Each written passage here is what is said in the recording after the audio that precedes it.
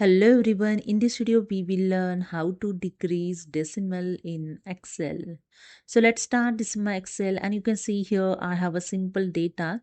So I'm going to decrease the decimal of this total amount column. You can see here the already 3 decimal is showing. Okay. So here I'm going to decrease it. Just simply right click of the mouse, then click on the format cell option, and here the format cell dialog box is open. In number tab, in category number, in decimal places, you can change the decimal.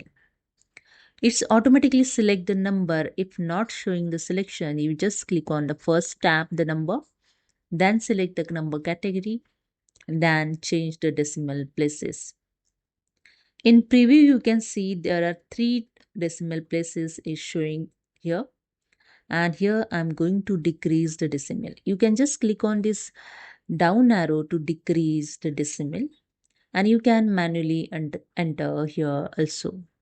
So I just click on this down arrow and see the changes over here. In preview sample, the decimal is decreasing. I just increase 1. You can see now is showing the 2. Okay. So after that, just okay, and that's it. You can see the decimal is decreasing. Same as simply select the column, go to the home tab. In number group, have one option to decrease decimal.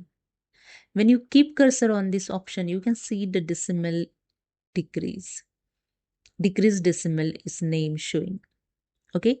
When you click on it, the decimal is decreasing here. You can see the changes over. I again click here, and that's it. You can see the decimal is decreasing. So that's it. Hope you understood. If you like, please subscribe. Thank you so much.